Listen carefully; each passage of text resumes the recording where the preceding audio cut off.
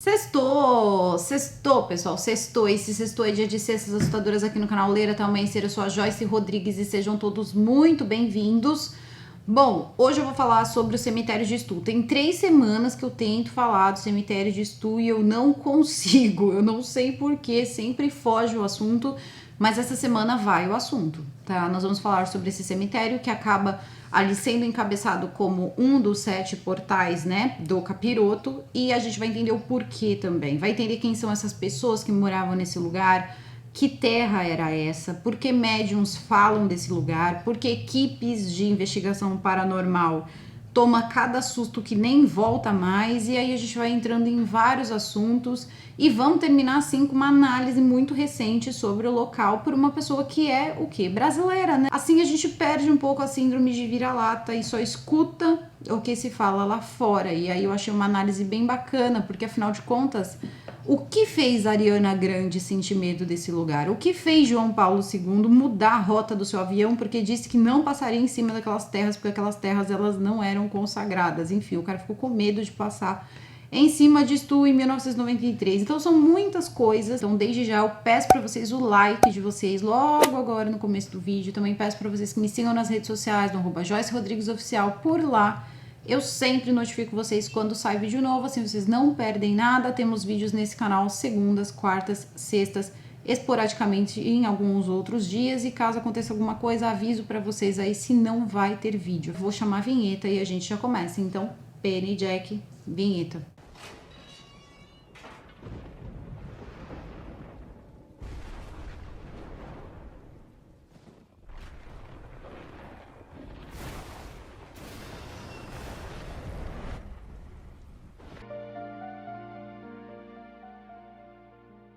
Bom, em uma pequena vila em Douglas Country, lá no Kansas, existe um local chamado Stu. Antigamente ele era chamado de Dare Creek, e Dare Creek era um local assim, minúsculo, era um local muito pequeno, onde algumas pessoas que fugiram, alguns alemães que saíram da Pensilvânia, habitaram esse local entre 1885 e aos dias atuais. Acredite vocês ou não, existem ainda de 20 a 30 pessoas que ainda são descendentes ali das famílias fundadoras desse pequeno local que fica na zona rural do Kansas, que assim é muito pequeno, o local é muito pequeno e cheio de histórias, isolado também, tá? Então isso também é uma coisa bem importante. Existem ações humanas hoje em dia encontradas, existem histórias sobre esse local e também uma história um pouquinho pregressa com relação a esse território.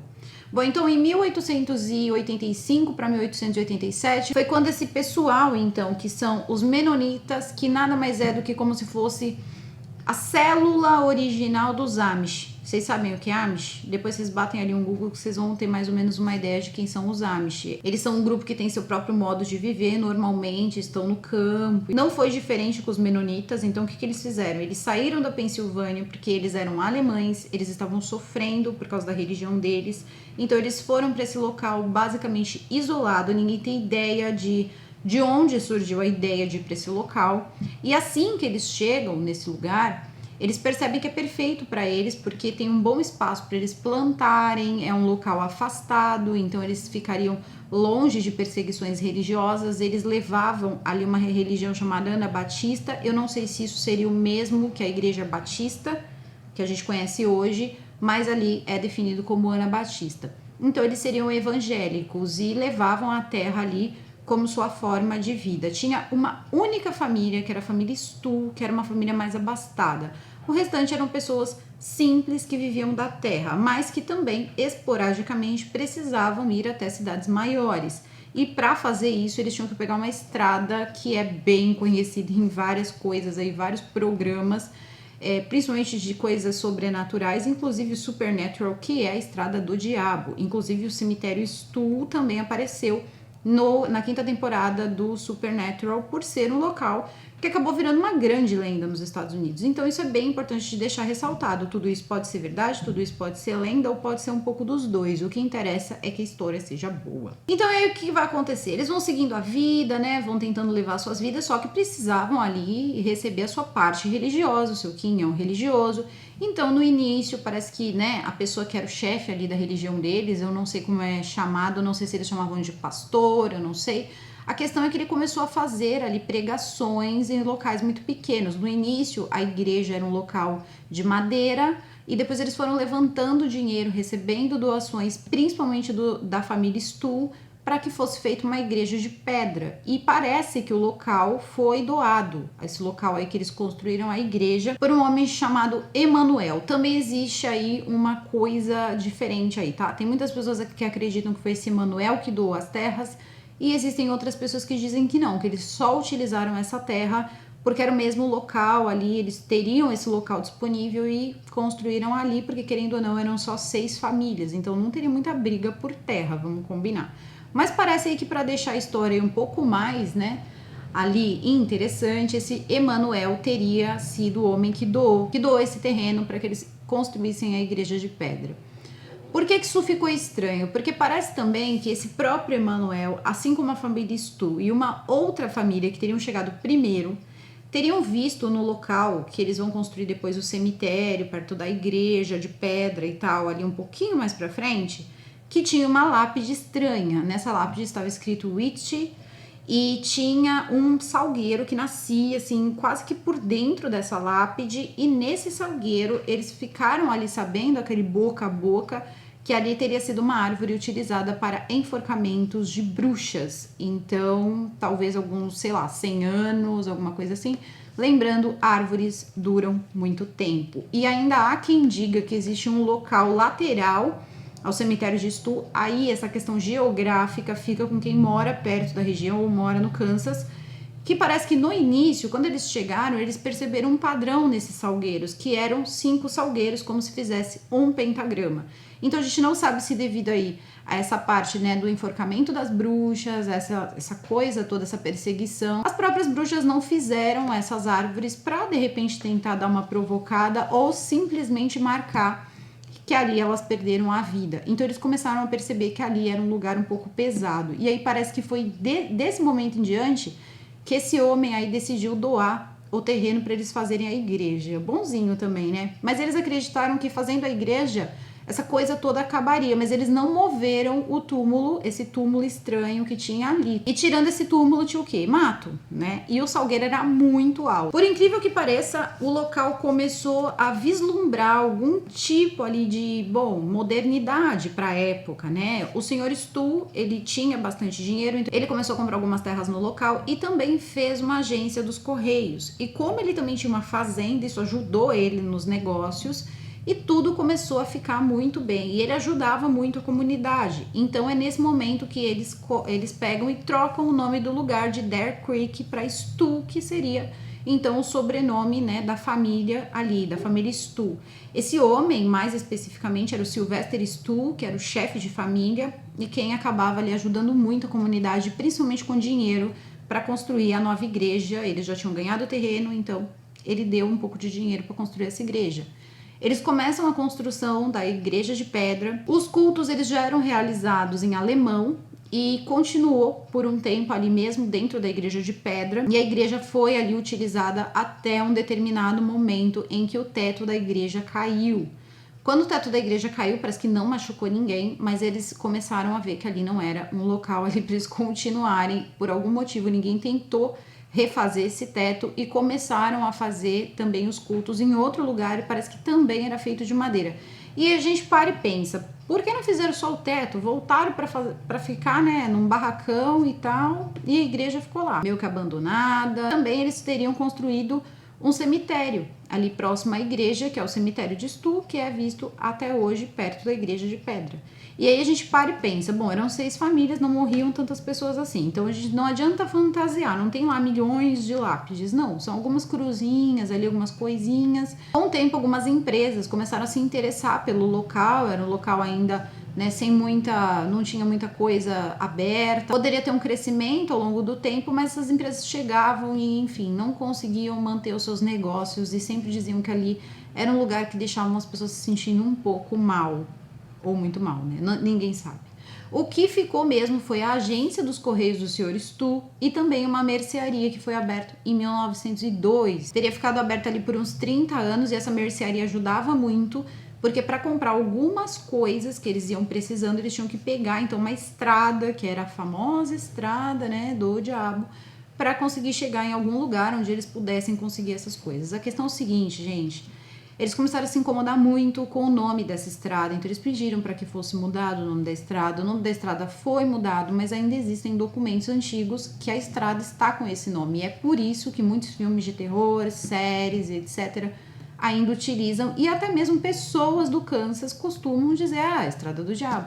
É uma coisa normal para eles, mas isso incomodava demais, né, esse grupo aí de pessoas altamente religiosas. Bom, os cultos já não eram mais pregados totalmente em alemão, começaram a utilizar o inglês também, os anos foram se passando, a família, né, Stuhl se acabou, muitas famílias que iniciaram tudo ali se acabaram, e as histórias elas eram passadas sobre a lápide, coisas que eles diziam que eram estranhas que tinham acontecido. Eu acabei achando num portal que a família Stuhl sofreu muita coisa também dentro desse local, inclusive com incêndios, eles já viam alguns focos de incêndio. Também tem quem relate que até o próprio senhor Stuhl perdeu um filho, né, nessas queimadas, mas também existem outras histórias muito semelhantes, então a gente não sabe quando, né, isso tudo vira um bolo de coisa que ninguém sabe decifrar onde começa e onde termina.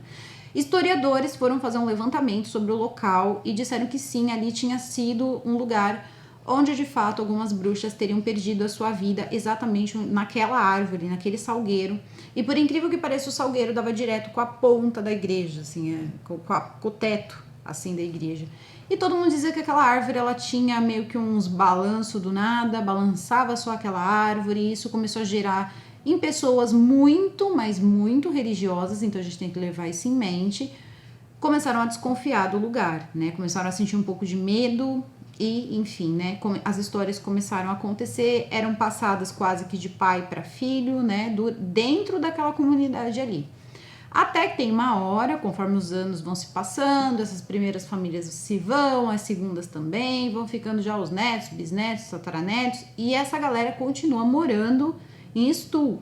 Então são algumas casinhas que ficam de um lado ficava a igreja, aí tem o cemitério e depois no outro casinhas, né? Casinhas de pessoas que eram descendentes desse pessoal. Em 1974, devido a um professor que falava muito sobre Stuhl, falava muito sobre as coisas que aconteciam ali e dizia que ali era um portal do pé rachado, as pessoas começaram a sentir, né? Os alunos começaram a sentir vontade de ir até esse local e acabaram mesmo indo. Foi quando eles descobriram, de boca a boca, que o próprio Satã apareceria no dia do Halloween e também no equinócio de primavera, então tinham duas datas, que por incrível que pareça, parece que era depois da meia-noite que ele surgiria ali.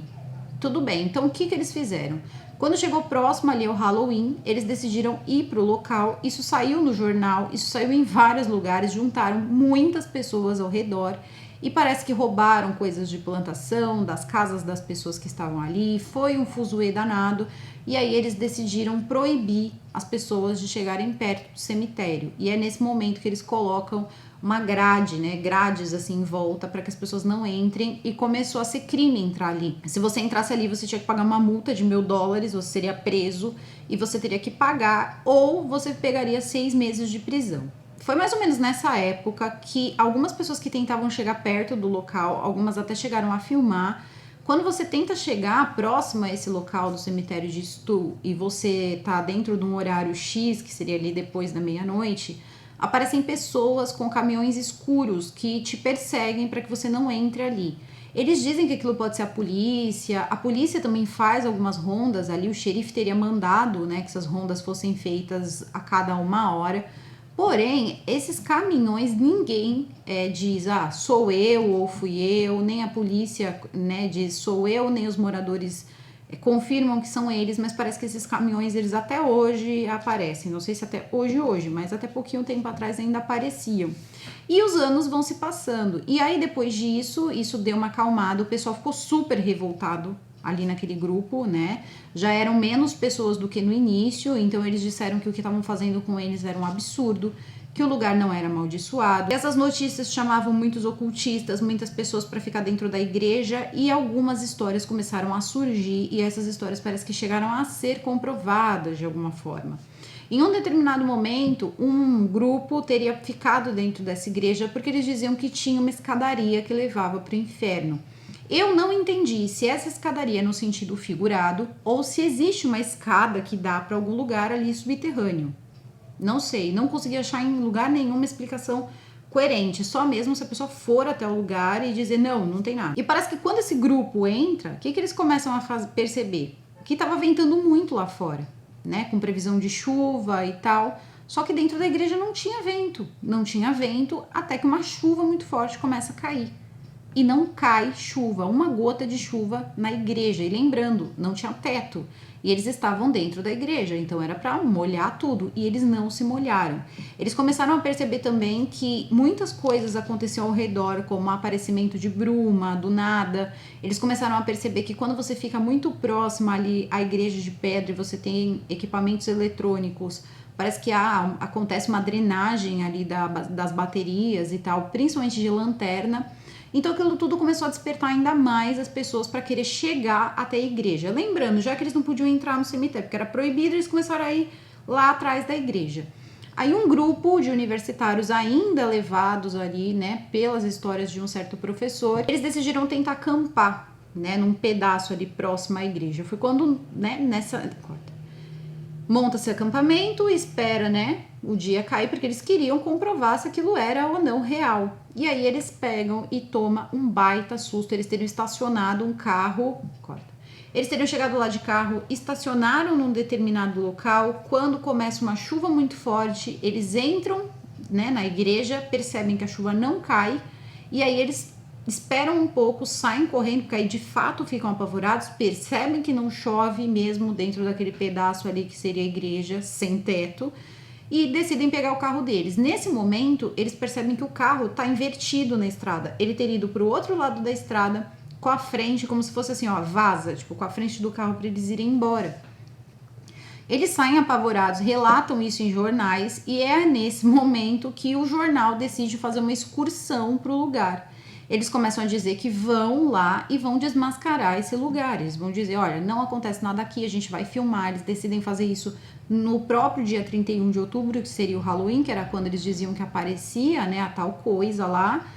E vão ali felizes da vida, vamos desmascarar isso aí. Só que o que vai acontecer? Quando eles chegarem perto, eles vão saber da proibição e a vaca vai pro brejo, porque eles chegam e falam, olha, não tem como vocês filmarem, vocês não podem filmar, vocês não podem fazer esse serviço aqui, a gente vai proibir. Um dia antes eles teriam cortado o salgueiro para ver se diminuía um pouco ali, né, aquela coisa toda em cima do salgueiro, da lápide, da bruxa. E por que o salgueiro, da lápide, da bruxa é o que a gente vai entender agora. Segundo o que eles contam, parece que existe um motivo, né, vamos colocar assim, para Satã aparecer nesse lugar. Ele teria tido, na época, né, do enforcamento e tal, que teriam enforcado as bruxas, ele teria se apaixonado por uma bruxa humana. E essa bruxa teria gerado uma criança dele, do próprio. Quando essa criança nasceu, ela teria nascido ali com feições animalescas, com coisas animalescas, pele, parece que como se fosse pele e pelo ali de lobo. E ninguém sabe se essa criança foi criada, o que aconteceu com essa criança. O que sabe é que nessa lápide estaria então essa bruxa junto com o filho do próprio, né? E ele viria 2 vezes por ano para poder visitar este túmulo. Então, quando as pessoas tentavam se aventurar, normalmente aventureiros que queriam pegar coisas ali, né, filmar coisas do local, porque sabiam que o local, né, era infame e tudo mais. E tinha essa dita escadaria que ninguém nunca tinha conseguido bater uma foto. E tudo ali que girava em torno dessa lenda, desse ou mito ou verdade, quem é que sabe. Eles decidiram que, bom, não dá para fazer isso porque todas as vezes que a gente chega, esses caminhões ficam passando, assustam as pessoas, parece que seguiam, meio que afastando. Bem filme de terror, eu achei isso aí, viu? Dá medo, viu? Aí tudo bem, as pessoas começaram a maneirar ou ir bem escondido mesmo, e algumas pessoas chegaram a conseguir chegar próximo ao que seria essa escadaria e perceberam que existem muitos selos. Selos seriam desenhos ali, né, sigilos, para que só com aqueles sigilos ou quem colocou aqueles sigilos conseguisse abrir e fechar determinados portais. Essas pessoas teriam, uma delas tentado ali tentado descer ali a escadaria e disse que ficou tentando subir como se fosse assim, muito tempo. Tinha gente que conseguiu descer essa escadaria que disse que ficou 45 minutos tentando subir de volta. Teve gente que disse que ficou 2 semanas tentando subir de volta. Enfim, são muitas histórias e nada comprovado. As pessoas começaram ali, começou a virar um grande local energético, de vários grupos ocultistas, de vários grupos de magia, começarem a ir para esse local nessas datas, né? 31 de outubro e também o equinócio de primavera, para utilizar essa energia e fazer alguns trabalhos. No começo dessa escadaria teria uma cruz virada de cabeça para baixo, eu não sei se isso é real, mas eles colocaram, né, ali como se fosse um local de fato muito forte. E quando as pessoas dizem, é o próprio que vem aqui, eu sempre penso, isso deve ter uma energia muito ruim que alimenta ali aqueles feitiços ou aqueles, né, trabalhos ou aquele determinado ritual, porque para tomar esse nome a gente só consegue pensar nisso. Ninguém vai imaginar, né, que o próprio de fato vai subir uma escada, aparecer para as pessoas, tirar uma selfie e descer. Então a gente já imagina que é um lugar pesado. Todas as pessoas que conseguiram estar próximo ao local, diz que você não precisa estar dentro da igreja, não precisava estar perto do cemitério, diz que é palpável a energia ruim daquele lugar. E isso quem afirma é João Paulo II, o Papa. Por quê?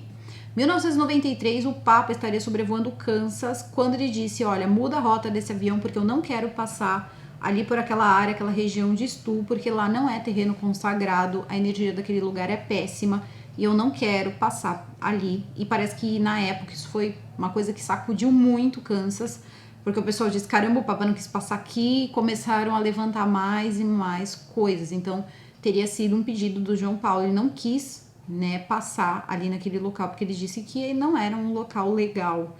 Então, ele mudou a rota do avião dele para não passar ali.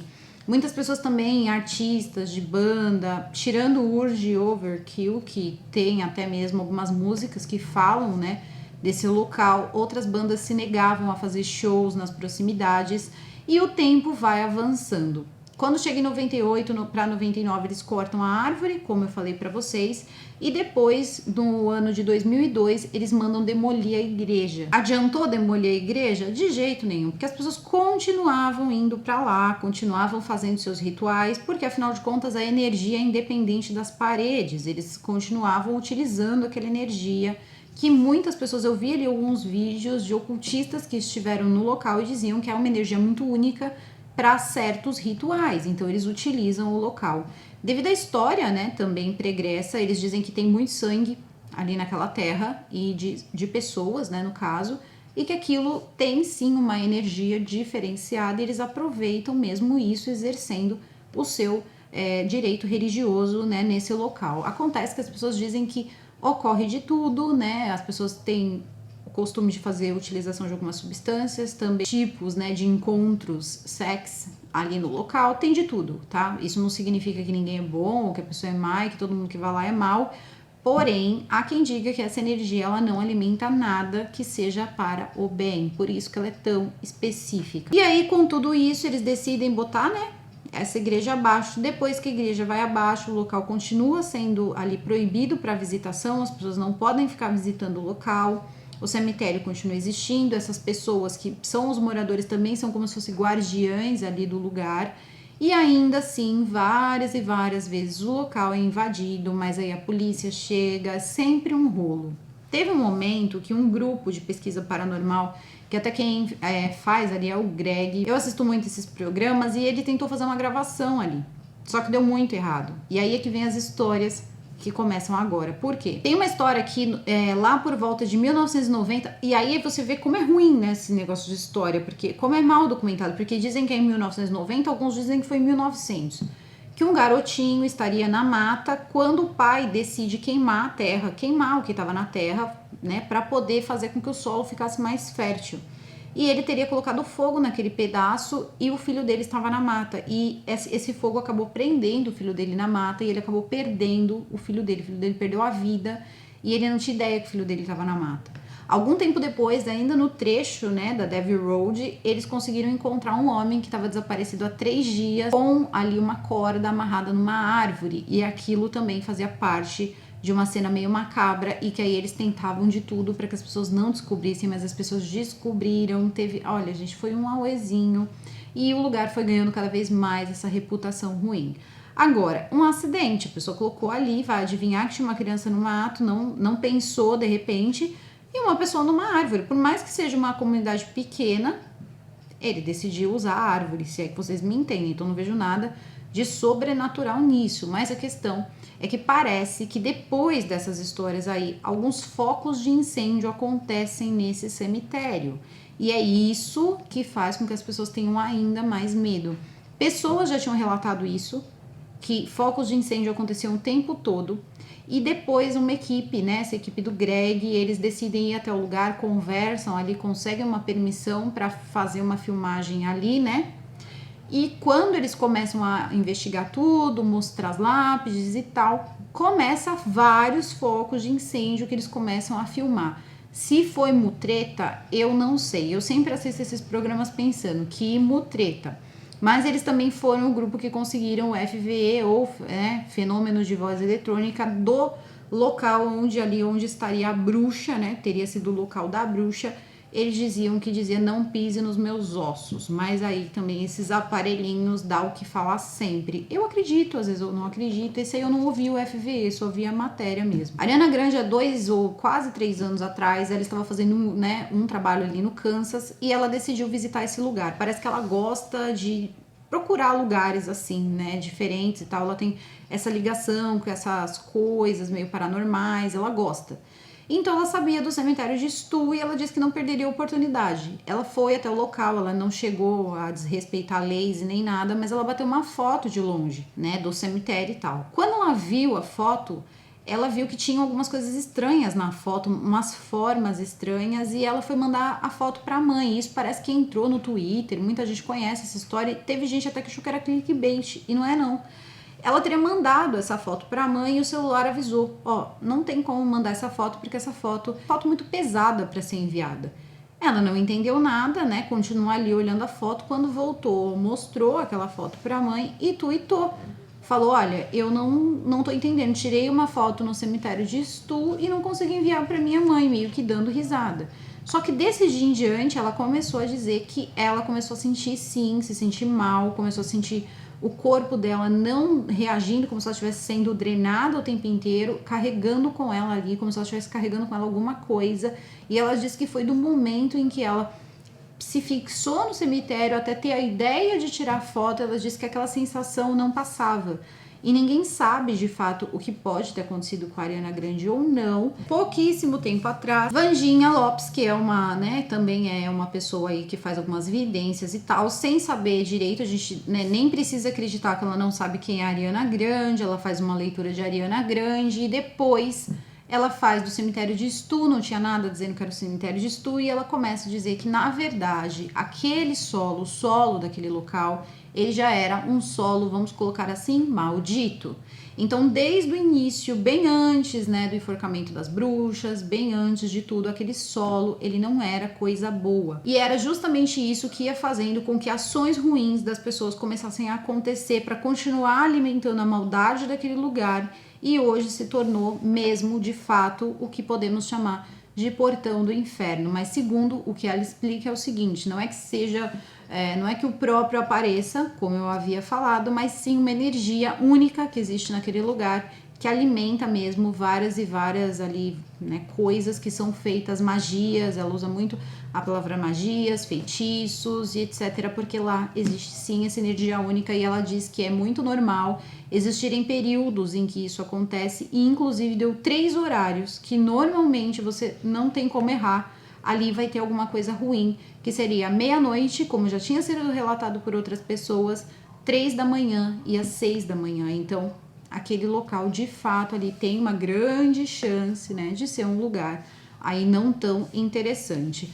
Claro, tudo isso é para quem acredita. Eu também vou deixar o link forte que tem ela falando do cemitério de Stu, achei bárbaro. E é uma história bem assim, né, que entra no imaginário coletivo americano. As pessoas têm um lugar como se fosse uma lenda urbana. Então, eu estou contando como se fosse uma lenda urbana ou como se fosse ali um local. A gente só escuta falar, não tem como. Agora, se você conhece mais coisas sobre esse lugar e quer contar aqui para mim, conta aqui nos comentários. Se vocês conhecem Stu, se vocês já passaram por lá, se vocês conhecem o Kansas. Deve ter várias outras histórias sobre o cemitério de Stu, então contem aqui pra mim nos comentários se vocês conhecem alguma. E eu sei que muita gente aqui mora nos Estados Unidos também, então deve ter aí alguma, né, de repente conhece alguma história que aqui em terras brasileiras a gente não conhece, tá bom?